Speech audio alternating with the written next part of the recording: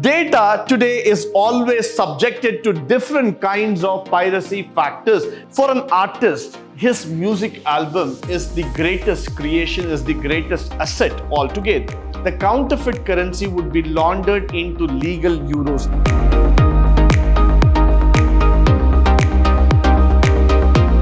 Good morning and welcome to the session 5 in Unit 4 Commercial Law, where we are going to talk about data piracy. Now, this is a very interesting factor. Why? Because data today is always subjected to different kinds of piracy factors. Data is no more secured. So we need a system through which we can secure the data. Now, let's talk about it. Through the 1990 sale of compact discs were a major source of revenue for the recording companies. This we have to accept it. Why? Because 1990s were the time when that CDs started coming into picture. By 95, 96, if you would have gone back and tried to understand, the compact disc, DVD players, all those kind of things were a very, very big source of revenue for recording companies like Sony, BMG, Crescendo, and all those kind of companies altogether. Although the piracy that is illegal, that is duplication of copyrighted materials, had always been a problem, especially in the Far East. The proliferation of college campuses of inexpensive use of computers, capable of capturing music CDs, sharing it over them on the internet, broadband, all these things became a very big issue altogether. Now, with the advent of technology, one thing is very clear, very evident among all of us, and that factor is that somewhere down the line, we start seeing that people are interested in terms of sharing up the data, in terms of, making the use of data to the utmost level as far as possible.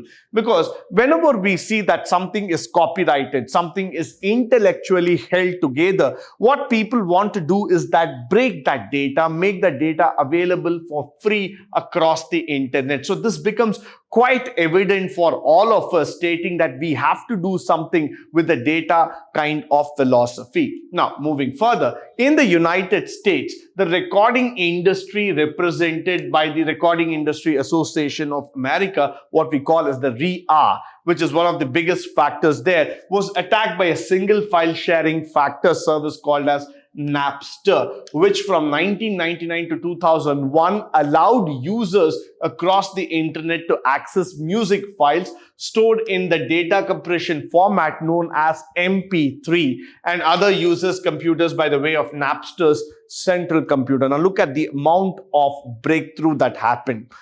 For an artist, his music album is the greatest creation, is the greatest asset altogether.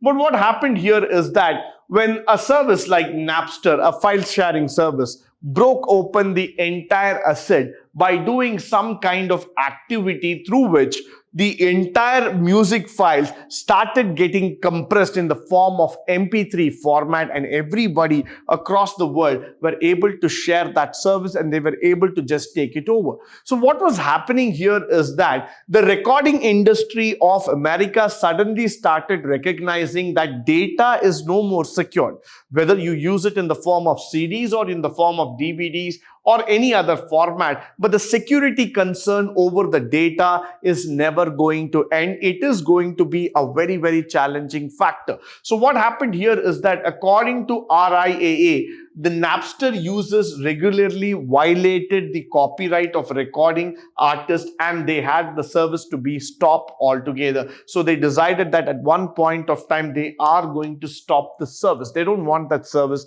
anymore. So they started saying that, we do not want this kind of factors, in terms of copying, in terms of just taking up the data from somebody, sharing it across like however you want. This will not be allowed anymore in America. So they wanted to stop it. They wanted to completely get over the data piracy factors. Followed by, for the users, the issues were not so clear-cut. Definitely not. Why? Because people did not understand about data piracy at that level. At the core of Napster case was the issue of the fair use. Individuals who had purchased a CD were clearly allowed to listen to the music whether in the home stereo, automobile system, or in the personal computer. So now if you look here, the real problem was not just about the file sharing, but there was also about the usage of data that we are going to talk about. What they did not have the right to do, argued was by the Recording Institute, was to make the CD available to thousands of others who could make a perfect digital copy of the music, create their own CDs. So users rejoined that the sharing of files was a fair use of copyrighted material which they had paid a fair price. So now what happens? One person might have spent his fortune, might have spent his money in terms of buying a CD and enjoying the true essence of music.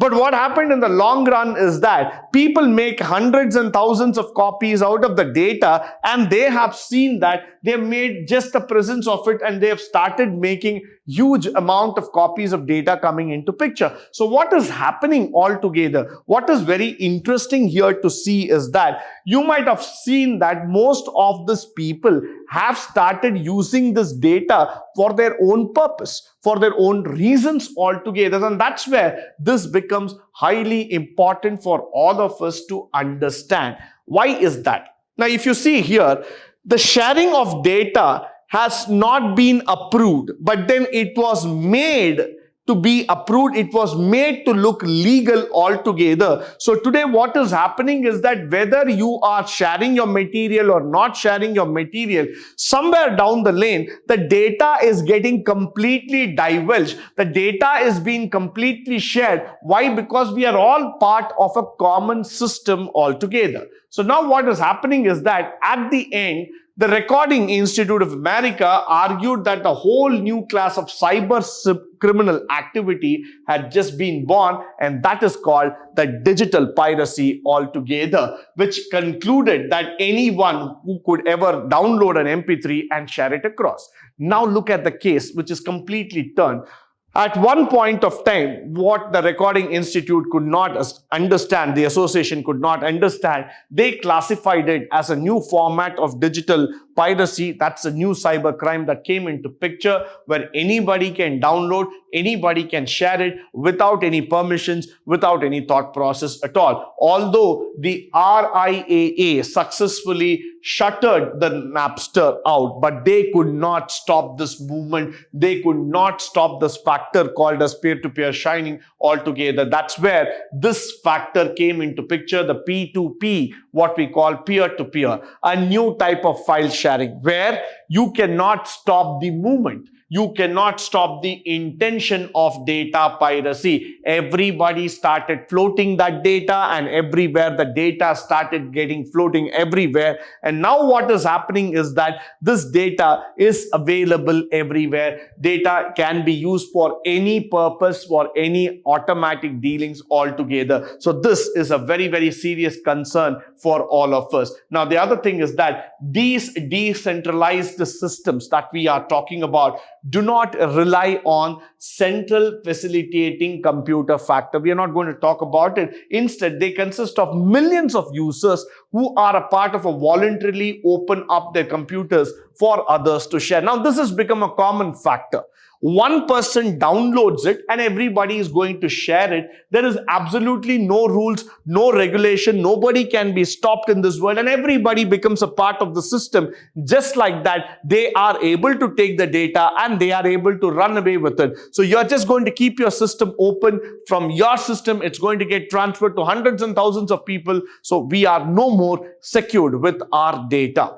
Now, this is where the Recording Institute continued their fight to battle out this file sharing, and it started getting into a different level altogether, demanding the internet service provider to turn over the records of their customers who move in large quantities of data over the network. However, these effects were very, very minimal. By the time the Recording Association or probably any other association in the world started understanding about the data sharing process, about the file system process, or all this factors altogether, the data network is completely spread across and it has gone to a great level. The cyber crime is now a big story altogether. So that's why the other tactic was to push the development of technologies to enforce digital copyrights altogether. So now the Recording Association understood that you cannot stop it. You cannot stop sharing of these kind of activities, but probably what you can do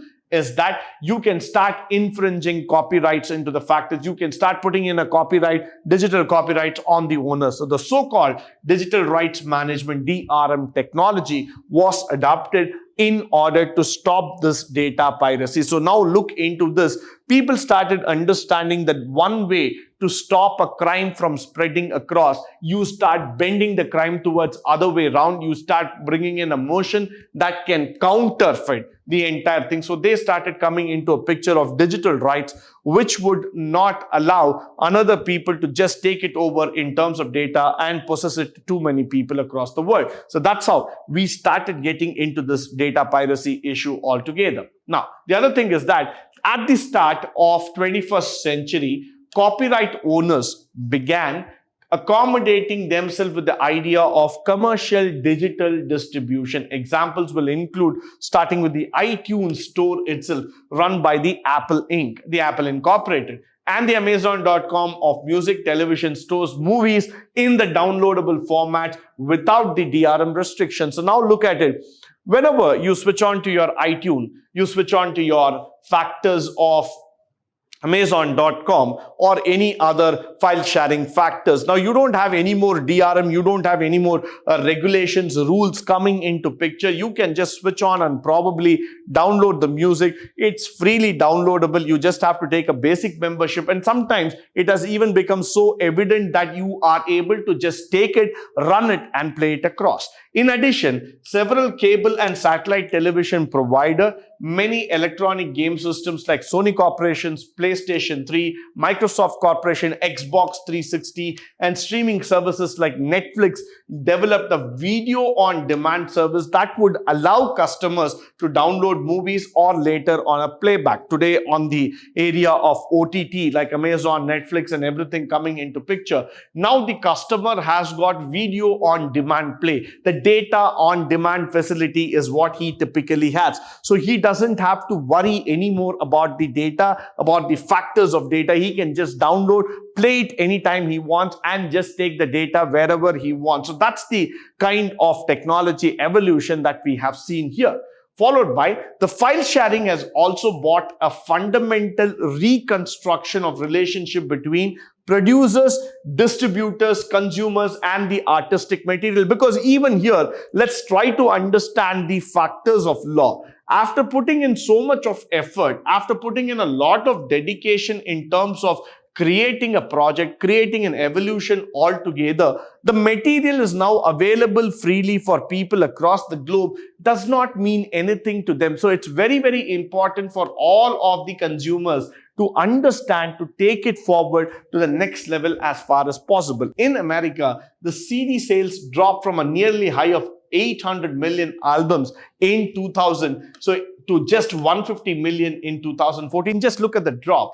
800 million was the sale. It just fell down to 140 million. Why? Because of the open data rights coming into picture, where the data was available for free. So anybody can just download, use it in your own format. And this is not going to be anymore about making the CDs and taking into picture. All it has gone that the music industry sold more albums digitally than the CD in terms of its peak revenue. So since 2000, what the peak revenue they had seen in terms of CD sale came down to less than half in 2014.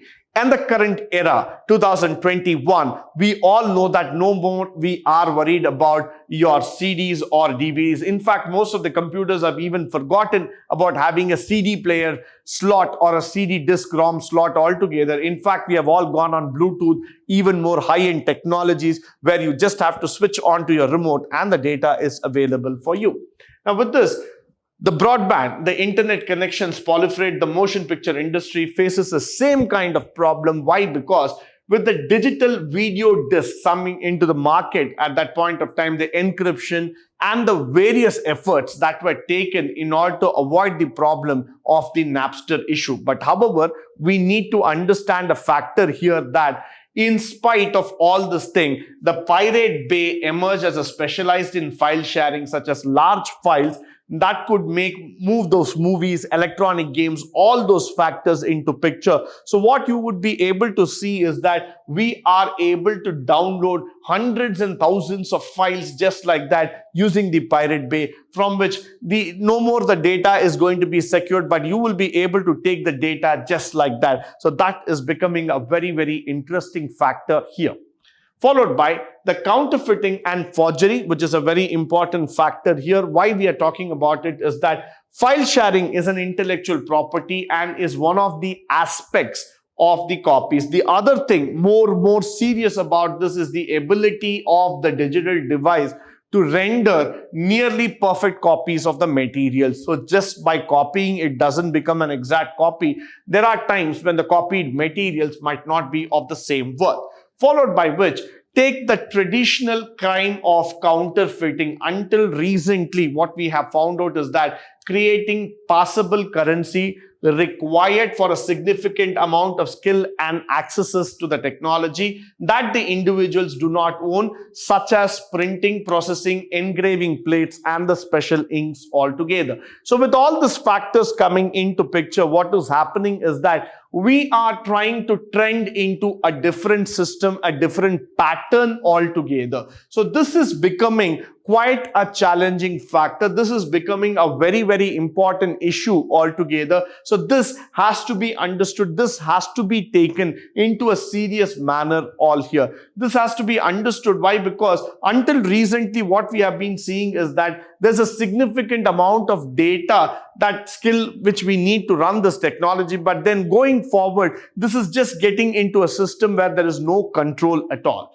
Now, the next thing is that the advent of inexpensive, high-quality copiers, printers that are being bought to the end masses. So things are becoming even more simpler now. And the inkjet printers, which amount for the growing use of technology, which is now being confiscated by the US Secret Service. Why? Because using that, they have now started printing the counterfeit notes altogether. In 1995, one of the cases of inkjet currency accounted for 0.5% of the US counterfeit currency altogether. So now you can see the amount of mistakes that have gone through. In 1997, the inkjet printers produced about 19% of illegal cash, and almost by 2040, 60% of the counterfeit notes were recovered. So just see at the amount of increase in the counterfeiting notes altogether. It just went on like that when people started seeing that the amount is rising day by day in terms of printing. So this is a serious issue that we need to talk about, that we need to discuss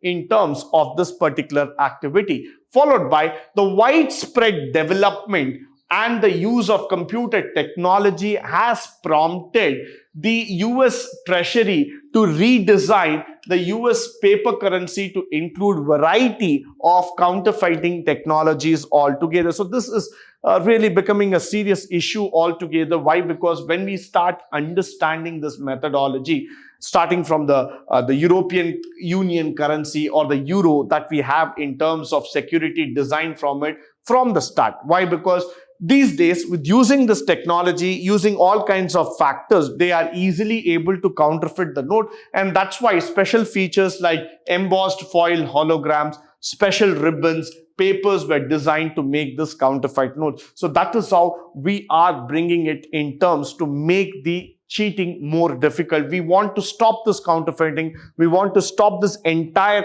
kind of malicious activities altogether. And we want the public not to get cheated by this kind of activities. Moving further, indeed, the switch to the euro represented an unprecedented opportunity for the counterfeiters of the pre-existing national currency. What did they do? The great fear was that the counterfeit currency would be laundered into legal euros. That's what was the biggest challenge. They could just pump in that money into the local stream altogether. Fortunately, it was not a problem that someone believed it would be. But unfortunately, yes, whatever happened was not going to be a rebound, or we cannot take it back. And this is is a serious issue with which most of the governments are dealing today.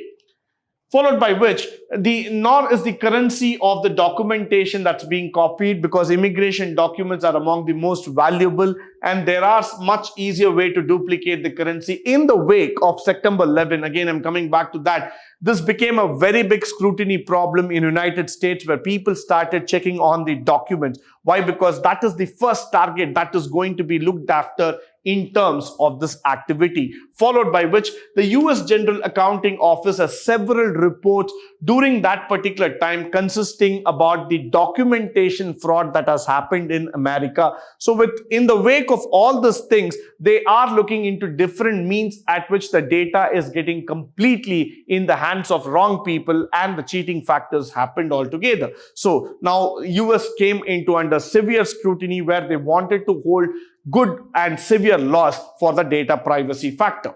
Now, finally, in 2002, there was a report that was presented by the GAO, the General Accounting Office, where it said 90% of these types of data our benefit claims were fraudulent, and further stated that the immigration fraud was out of control. Many people just immigrated into America without proper documentation, and everybody wanted to come into this picture. Partially, in response to these revelations, the NIS disbanded, the INS factors, all those things started coming in, and the US Department of Homeland Security started taking stringent measures in the year 2003 to stop the data piracy. Now, the punishments were provided under different factors, under different cases in terms. Section 419 carries a punishment up to 3 years imprisonment, and a Section 420 carries up to 7 years of imprisonment as a fine factor here. With this, I come to the end of this session. I hope and believe all the information that has been shared through the session would be of a great benefit and resource to you. In the upcoming sessions, we shall learn more about commercial law in different aspects. But until then, stay tuned, stay blessed, and stay enlightened forever. Thank you once again for joining me today on this wonderful session.